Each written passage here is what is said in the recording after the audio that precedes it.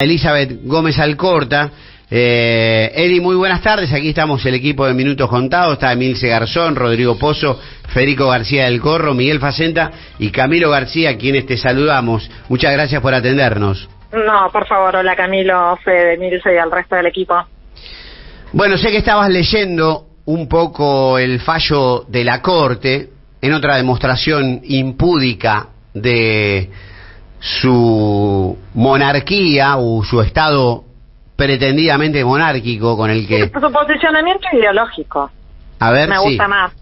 Sí, porque es una monarquía, pero en realidad lo que hace es digamos, tener posición, jugar ideológicamente, ser funcional centralmente a quienes los designaron. Digo, en este sentido hay que recordar que 2 de los 4 jueces que están sentados en esa corte fueron inicialmente designados por decreto por Macri, que en paralelo sucedía eso, y hay que recordar que esto fue a las 10 días de haber asumido el 10 de diciembre del 2015 Macri.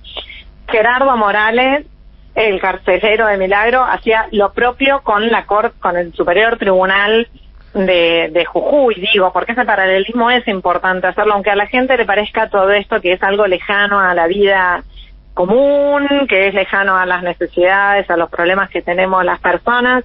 Es de ese modo que después de que a nivel nacional se haya ido la gestión del macrismo y continuando la gestión de Gerardo Morales en Jujuy, tenemos justicia y poderes judiciales centralmente colonizados ideológicamente por ciertos sectores. Por eso le resulta muy funcional a la oposición a nivel nacional esta corte, ¿no? Este poder judicial impúdico. Usaste una palabra, Camilo, que me parece excelente. Yo vengo diciendo, buscándole la vuelta, y es impudicia, ¿no? Esa cosa que uno dice, no puede ser esta obscenidad, ser tan impúdico. Se van en un avión que paga Clarín, vienen. En la misma corte de Jujuy, Vaca, que había estado en esa misma corte, diciendo en un audio, así como escuchamos los audios de Ercolini, sí, a ver cómo hacemos para mentir, que pagamos lo que no pagamos, que no nos invitó quien nos invitó. Vaca diciendo que era evidente que no había delitos en los que había hecho, en lo que se le imputaba a Milagro, pero que no había ninguna chance de no condenarla. Eso es, digo, que ya queda perdido, ¿no? Son tantos años, tantos hechos, tanta impudicia. Un punto uno dice, ¿cómo me acuerdo de todo esto? Y sí, efectivamente, es el modo que tuvieron para garantizarse gobernabilidad y además para garantizarse lograr esta carta obscena de Gerardo Morales que saca antes de que a nosotros como defensa nos llegue el fallo. Perdón, pero estoy tan enojada, por eso el fallo, todavía no habíamos sido notificados del fallo. Gerardo Morales en un tuit, carta abierta al kirchnerismo. Carta abierta al kirchnerismo, impúdico. Gerardo Morales es un impúdico. Eli, en algún momento cuando comenzaba el gobierno de Alberto Fernández decía que iba a terminar con los subsuelos, los sótanos de la democracia, y se refería a los servicios de inteligencia en su tan promiscua relación con los jueces y fiscales, con el Poder Judicial. Y para desactivar este sistema montado, en algún punto pudo valerse de un decreto. Ese sería el que pudiera remover a Casal de la Procuraduría, que además accedió en forma interina mediante una operación que se hizo contra Gils Carbó. ¿Este tema nunca fue conversado entre vos y Alberto? ¿Nunca le has sugerido que esto sería el comienzo de desactivar este engranaje tan fraudulento de Operación y Justicia? A ver, por un lado creo que efectivamente cuando se hablaba de los sótanos se estaba hablando de esa de la CIDE, de la AFI, de esa agencia de inteligencia que ahora sabemos vigilaba, perseguía ilegalmente a propios, ajenos, a Rodríguez Larreta, a los familiares de Lara San Juan, a los presos kirchneristas en Ezeiza, me perseguían a mí, imagínate, hay un informe como si estuviese leyendo yo los informes que lean las causas de los juicios de lesa humanidad. Si fui a Morón a hablar en la defensa, y perseguía a diestra y siniestra a todo el mundo. Y eso se terminó. Digo, así como podemos ser críticos sobre las cosas que no se lograron, eso se terminó.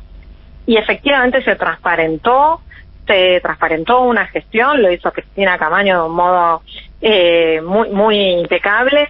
Entonces, eso efectivamente se terminó. Ahora, ese no es el único problema. Ese era un problema que tenía, que era una connivencia entre los servicios de inteligencia y ciertos operadores judiciales, jueces federales, centralmente, y corte.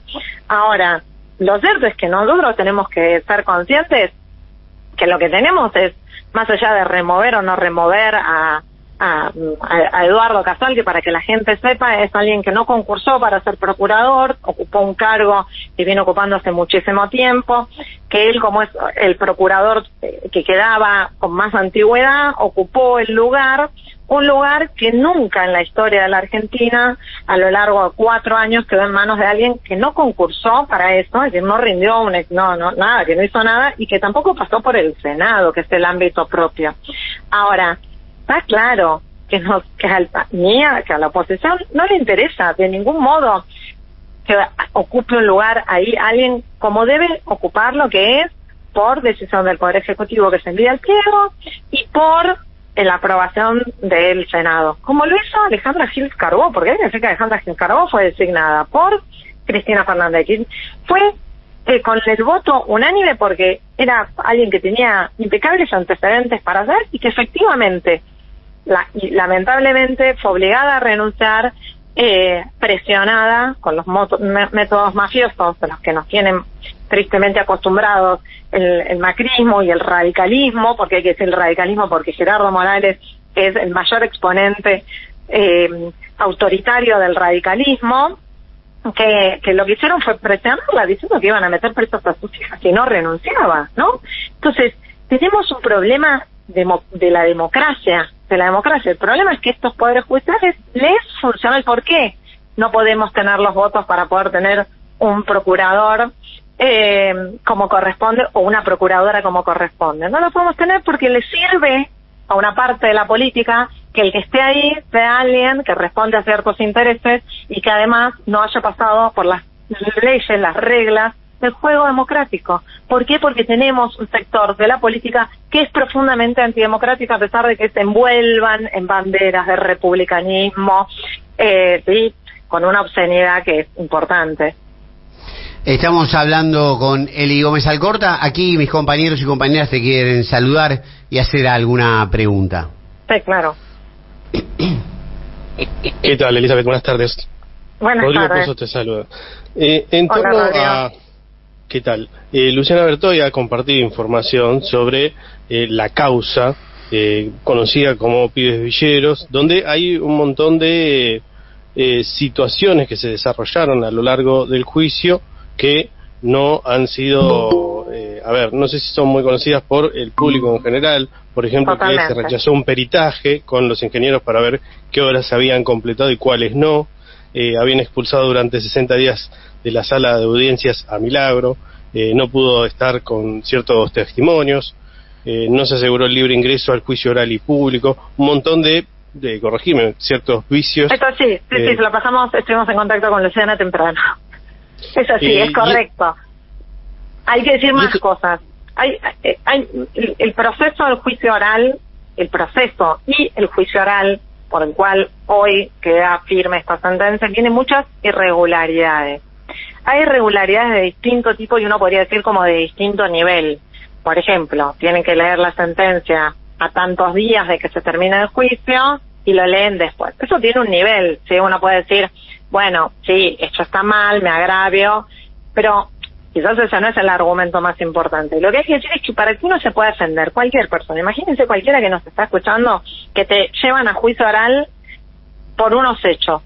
Y cuando estás en el juicio oral, te agrandan esos hechos. De hecho, hay 96 hechos, porque se tratan de extorsiones, que no está, por las cuales Milagro no fue indagada, por lo cual Milagro no pudo ofrecer pruebas, y que llegás a ese juicio y en ese momento, por ejemplo, te dicen que sos jefa, vos te dicen, Rodrigo, sos jefe de una asociación ilícita, y vos decís, bueno, me voy a defender. ¿Cuándo empezó esa asociación ilícita? En un momento te dicen en el 2008, en otro te dicen que no, en el 2013, en otro lugar te dicen, en otro momento te dicen que en el 2011. Bueno, no es lo mismo. Yo puedo decir que en el 2008 ya estaba haciendo tal cosa, y fueron cambiando una y otra vez, pero vos decís, bueno, me voy a defender, entonces ¿qué hago? Propongo toda esta prueba documental, papeles, carpetas, expedientes de las obras, propongo todos estos testigos, propongo todas estas pericias. ¿Qué hace el tribunal? Nos dijo que no a toda la prueba documental, que no a toda la pericia y que no al 90% de los testigos. Entonces vos decís, che, pero ¿cómo? ¿Cuáles son las reglas de juego? Yo me tengo que defender de algo que no me queda claro qué es lo que me tengo que defender y no me dejan usar las herramientas que tengo para poder defenderme. Eso es lo que pasó en este juicio. Pero lo cierto es que no podíamos esperar de otra cosa, porque así como decía Cristina, que en el juicio de vialidad, cuando se inició pura y exclusivamente para condenarla y proscribirla. En el momento que se inició, también de forma irregular, no los voy a agotar porque esta causa fue tremenda, se inició, les voy a decir, el 15 de enero del 2016, esta causa Pies Villeres, de un modo absolutamente irregular, con declaraciones idénticas presentadas en la feria judicial, un viernes entre las 6 de la tarde y las 11 de la noche, me la sé perfecta la causa. Lo cierto es que está plagada de irregularidades, pero se inició pura y exclusivamente para condenarla, Milagro.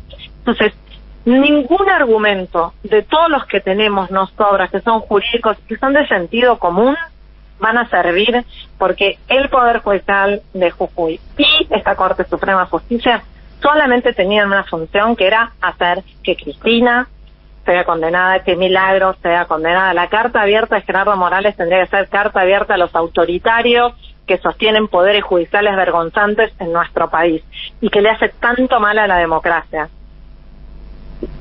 Hola Eri, buenas tardes. Bueno, yo quiero hacer como de tu parte alguna reflexión. Decime si lo que voy a decir a continuación es real o no. Vos ya no estás más en el misterio de género y demás.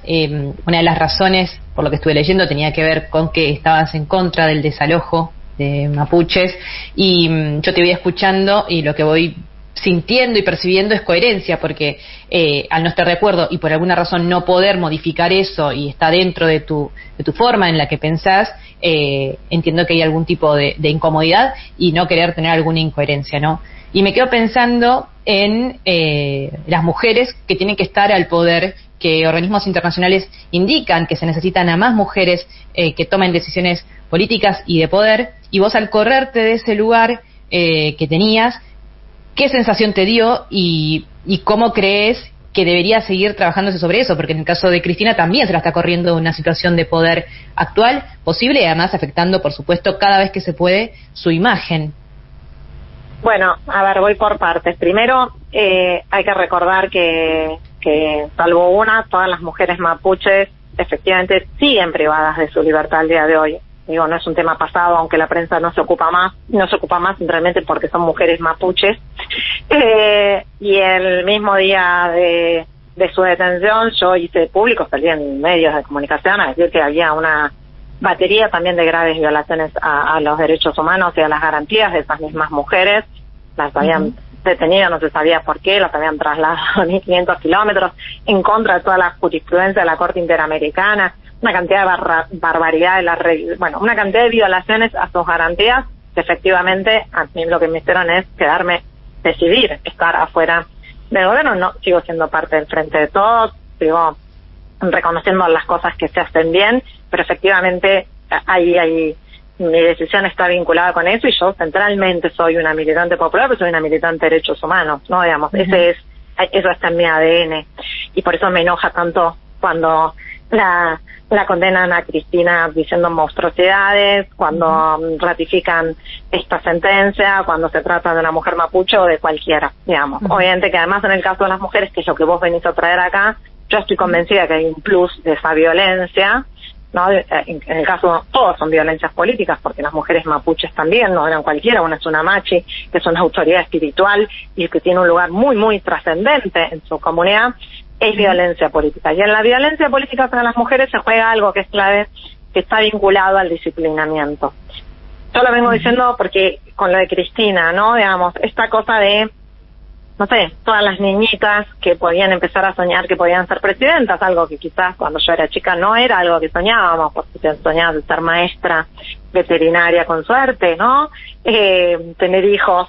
Una mujer de 50 años, Cristina, habilitó en la subjetividad de generaciones y generaciones que mujeres con una enorme capacidad, con un nivel de inteligencia, podían conducir políticamente, pero podían conducir los destinos de un país. Eso es algo que lo habilita Cristina.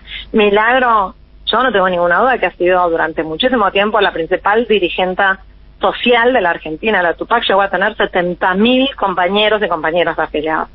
El disciplinamiento que viene con cada una de estas sentencias y con cada uno de estos hostigamientos es un disciplinamiento que va mucho más allá de Cristina y Milagro y esas mujeres mapuches, ¿sí? Que es un disciplinamiento hacia todas nosotras. ¿Cuál es nuestro lugar? Nuestro lugar no es la política. ¿Cuál es nuestro lugar? No es ser dirigentes, no es ser conductoras, no es decir lo que pensamos, no es ser valientes. Nuestro lugar es, nuestro destino es lo doméstico.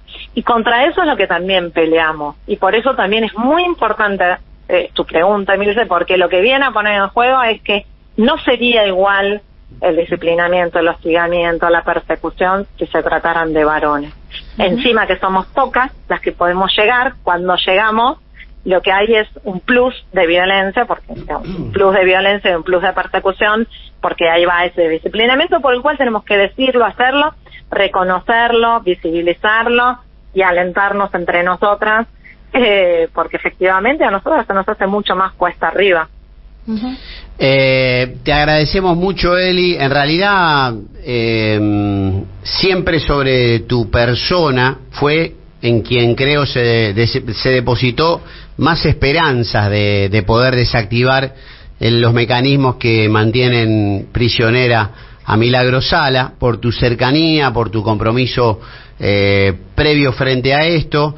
Estaba mirando un tuit de Cintia García que un poco señala que el gobierno de Alberto Fernández no pudo desactivar esta estructura de persecución y que, curiosamente, hoy Gerardo Morales, que parece un aliado al Frente de Todos, tiene, por ejemplo, la hija de Marcela Lozardo, que tiene todo el derecho del mundo de trabajar donde pueda, es secretaria letrada de Borinsky, uno de los jueces jugador de pádel de Mauricio Macri. Bueno, nada, son cosas que figuran en la ruta de esta persecución, ¿no?